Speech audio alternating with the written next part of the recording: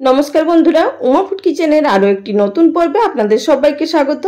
आज आमि आपनादेर तैरी करे देखाबो तरुली बा कुंदरी दिये एकटी दुर्दान्त स्वादेर रेसिपि। जानी अनेकेई तरुली बा कुंदरी खेते एकदमई पछंद करेन ना, आबार अनेकेई एमनও आছেন যে বাড়িতে কোনোদিনই আনেন না। তাহলে বন্ধুরা আজকের এই রেসিপি সম্পূর্ণ দেখুন, তাহলেই আপনারা বুঝতে পারবেন যে কুंदरी বা তরুলি দিয়ে এতটা সুস্বাদু রেসিপি তৈরি করা যায়। এই রেসিপি সম্পূর্ণ নতুন ভাবে তৈরি করা, আর যে একবার বানিয়ে খাবে সে সপ্তাহে একদিন হলেও বানিয়ে খেতে বাধ্য হবে, এইটুকু আপনাদের গ্যারান্টি দিতে পারি। চলুন তাহলে আর বেশি কথা না বলে শুরু করা যাক আজকের এই ভিডিওটি। সবার প্রথমে আমাদের যেটি প্রয়োজন কুঁদরি বা তরুলি, আপনারা যেটাই বলুন।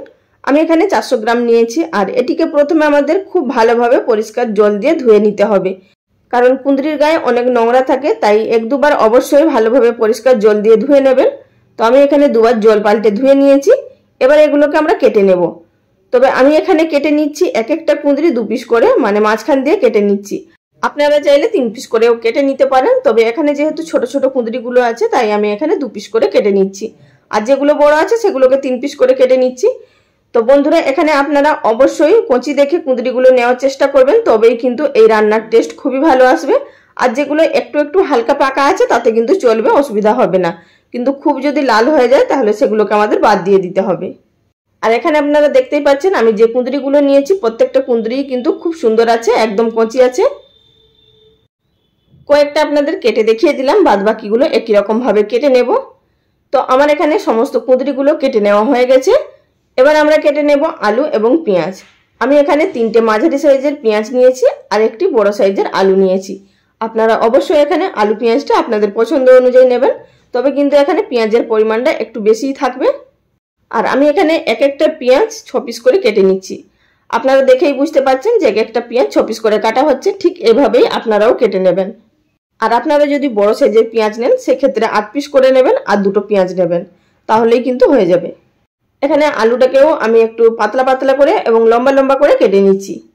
আর বন্ধুরা আপনারা এই রেসিপির মধ্যে আলু দিতে পারেন, আবার নাও দিতে পারেন, আবার আলুর পরিমাণটা বাড়িয়েও দিতে পারেন। তো আমি এখানে এরকম একটা আলুই ব্যবহার করছি। তো আলুটাকে কিন্তু কেটে নেওয়ার পর আমাদের ধুয়ে নিতে হবে। এবার আমাদের সমস্ত সবজি কেটে নেওয়া হয়ে গেছে। এখন চলে যাব রান্নাটা তৈরি করার পদ্ধতিতে। আর যা যা উপকরণ লাগবে আমি রান্নাটা করতে করতে আপনাদের দেখিয়ে দেব। তো সবার প্রথমে গ্যাস ওভেনে একটি কড়াই বসিয়ে দিয়ে দিচ্ছি 1 টিস্পুন পরিমাণ সরষের তেল। এই রান্নাটা কিন্তু সরষের তেল দিয়েই করবেন, এতে করে খেতে বেশি টেস্ট হবে। আর তেলটা যখনই গরম হয়ে যাবে সেই পর্যায়ে আমাদের দিয়ে দিতে হবে এর মধ্যে আগে থাকতে কেটে রাখা কুঁদরি এবং আলু। পেঁয়াজটা কিন্তু এই পর্যায়ে একদমই দিতে যাবেন না। আর দিয়ে দিচ্ছি এর মধ্যে স্বাদ মতো নুন। নুনটা অবশ্যই নিজেদের স্বাদ বুঝে দেবেন। এবার গ্যাসের ফ্লেম লো টু মিডিয়ামে থাকা অবস্থায় এটিকে অনবরত নাড়াচাড়া করে যাব মিনিট খানিকের জন্য। মিনিট খানিক নাড়াচাড়া করে এটিকে ভালোভাবে মিশিয়ে নিলাম। তারপর গ্যাসের ফ্লেম একেবারে লোতে করে দিয়ে এটিকে ঢাকা দিয়ে প্রায় আমরা 50% অবধি ভেজে নেব। অবশ্যই কিন্তু মাঝখানে ঢাকা খুলে 1-2বার নাড়াচাড়া করে নিতে হবে। আর দেখতেই পাচ্ছেন এখানে হালকা ভেজে নেওয়া হয়ে গেছে।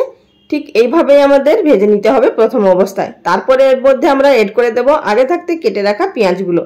পেঁয়াজগুলো কিন্তু এখানে ছাড়িয়ে নেওয়ার কোনো প্রয়োজন নেই, এগুলো যখন ভাজা হবে অটোমেটিক কিন্তু পেঁয়াজগুলো ছাড়তে শুরু করবে। পেঁয়াজটা দিয়ে দেওয়ার পর আবারও একটুখানি নাড়াচাড়া করে মিশিয়ে নিতে হবে।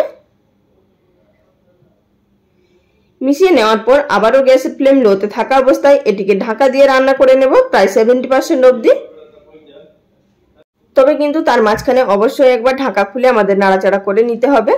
তো আমি এখানে মাঝখানে একবার ঢাকা খুলে নাড়াচাড়া করে নিচ্ছি, তা না হলে কিন্তু তলার দিকে লেগে যেতে পারে, মানে কিছুগুলো লাল হয়ে যাবে আর কিছুগুলো কিন্তু ভাজা হবে না। আবারও এটিকে ঢাকা দিয়ে 2 মিনিটের জন্য ভেজে নেব। তো মিনিট 2-এর পর আবারও ঢাকাটা তুলে নিচ্ছি। আর এখানে আপনারা দেখতেই পাচ্ছেন যে আগের তুলনায় কিন্তু অনেকটাই ভাজা হয়ে গেছে। ঠিক এইভাবেই আমাদেরকে 70% অবধি ভেজে নিতে হবে। এখানে কিন্তু সম্পূর্ণ ভাজা যাবে না, কারণ রান্নাটা আমাদের আরো পরে তৈরি হবে। এবার এগুলোকে আমরা কড়া থেকে নামিয়ে নেব একটি প্লেটের মধ্যে। তারপরে চলে যাব পরের স্টেপে। আবারও সেই একই কড়াই গ্যাস ওভেনে বসিয়ে দিয়েছি, আর তার মধ্যে দিয়ে দিলাম 1.5 টেবিল চামচ পরিমাণ সরষের তেল। তেল গরম হয়ে যাওয়ার পর দিয়ে দিলাম 1/2 টিস্পুন পরিমাণ গোটা জিরে। জিরেটা হালকা একটু ফুটে ওঠার পর দিয়ে দিলাম এর মধ্যে 1 টেবিল চামচ পরিমাণ আদা রসুন বাটা। আদা রসুনটা দিয়ে হালকা একটু নাড়াচাড়া করে নেওয়ার পর এর মধ্যে দিয়ে দিলাম 1/2 টিস্পুন পরিমাণ হলুদের গুঁড়ো। আমরা কিন্তু আগে হলুদ দিইনি, এই পর্যায়ে কিন্তু হলুদটা ব্যবহার করছি। আর নুনটা কিন্তু আমরা আগেই দিয়ে নিয়েছি, অবশ্যই সেটা খেয়াল রাখবেন। মশলাটা ভাজতে ভাজতে আমরা এখানে একটি টমেটোর পিউরি তৈরি করে নেব। তো আমি এখানে একটি বড় সাইজের টমেটো কুচি করে নিচ্ছি। এখানে আমাদের রাফলি চপ করে নিলেই হবে, কিন্তু খুব বেশি ছোট করে বা সাইজ করে কুচি করে নেওয়ার কোনো প্রয়োজন নেই। টমেটোটা কুচি করে নেওয়ার পর গ্রাইন্ডিং জারের মধ্যে দিয়ে এটিকে সামান্য পরিমাণ আমি জল দিয়ে নেব, এর মধ্যে দিয়ে এটির একটি পেস্ট তৈরি করে নেব।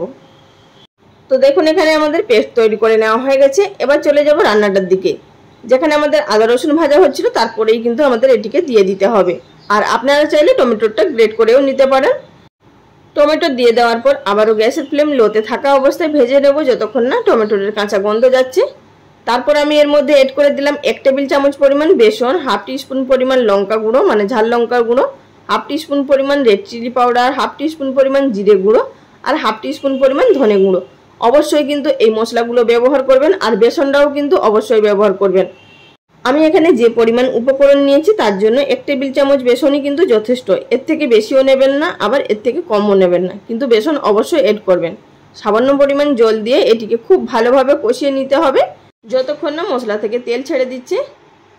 অবশ্যই কিন্তু লো ফ্লেমে একটু ধৈর্য ধরে আমাদের এই মশলাটাকে কষিয়ে নিতে হবে, তবেই কিন্তু টেস্ট আসবে। দেখতেই পাচ্ছেন মশলা খুব সুন্দরভাবে কষিয়ে নেওয়া হয়ে গেছে। এই পর্যায়ে আমাদের এড করে দিতে হবে আগে থাকতে ভেজে রাখা পেঁয়াজ, আলু এবং কুঁদরি। গ্যাসের ফ্লেম লো টু মিডিয়ামে থাকা অবস্থায় এটিকে কষিয়ে নেব। এবার আমাদেরকে ঢাকা খোলা অবস্থাতেই মিনিট 5-এর জন্য এটিকে লো ফ্লেমে ভালোভাবে কষাতে হবে, মানে একটু থেমে থেমেই নাড়াচাড়া করে করে আমাদেরকে কষিয়ে নিতে হবে। এখানে ঢাকা দিয়ে কষিয়ে নেওয়ার আর কোনো প্রয়োজন নেই, কারণ মশলাও খুব সুন্দরভাবে ভাজা হয়ে গেছে এবং আলু কুঁদরিও প্রায় 70% অবধি ভেজে নেওয়া হয়ে গেছে। মিনিট খানেক ভেজে নেওয়ার পর এর মধ্যে দিয়ে দিলাম সামান্য পরিমাণ চাট মশলা আর দিলাম হাফ টিস্পুন পরিমাণ চিনি। চাট মশলাটা দেওয়ার সময় ভিডিওটা স্কিপ হয়ে গেছিলো, তার জন্য দুঃখিত। অবশ্যই কিন্তু এর মধ্যে চাট মশলা হাফ টিস্পুন বা আমচুর হাফ টিস্পুন বা হাফ টিস্পুন আপনারা এখানে লেবুর রসও ব্যবহার করতে পারেন, কিন্তু এই তিনটের মধ্যে কিছু একটা দেবেন, এতে করে ভীষণই চটপটা হবে খেতে এটা। আর চিনিটা দিলাম কারণ টমেটোর বাটা দিয়েছি আর এর মধ্যে চাট মশলা দিয়েছি, সেটাকে ব্যালেন্স রাখার জন্য সামান্য পরিমাণ চিনি অবশ্যই দিতে হবে। তো আমাদের এখানে সম্পূর্ণ রান্নাটা তৈরি হয়ে গেছে। আর এটা কিন্তু এরকম শুকনো শুকনোই থাকবে, এর মধ্যে কোনো রকমভাবে জল এড করা যাবে না। গ্যাসের ফ্লেম বন্ধ করে দিয়ে ঢাকা দিয়ে কিছুক্ষণের জন্য স্ট্যান্ডিং টাইমে রেখে তারপর আমি এখানে একটি প্লেটের মধ্যে সার্ভ করে নিচ্ছি। আর বন্ধুরা, আমি আপনাদেরকে রিকোয়েস্ট করছি আপনারা একবার হলেও এই রেসিপি তৈরি করে খাবেন, তারপরেই আপনারা বুঝতে পারবেন যে এই রেসিপি খেতে কতটা সুস্বাদু হয়। এটি ডাল ভাত বা রুটির সাথেও খেতে খুবই ভালো লাগে। রেসিপি যদি আপনাদের ভালো লেগে থাকে অবশ্যই লাইক কমেন্ট করে জানাবেন। আর যারা নতুন বন্ধু চ্যানেলটি সাবস্ক্রাইব করে নেওয়ার অনুরোধ রইল। আর যারা ফেসবুক পেজ থেকে দেখছেন তাদের কাছেও রিকোয়েস্ট রইল পেজটি ফলো করে নেওয়ার জন্য।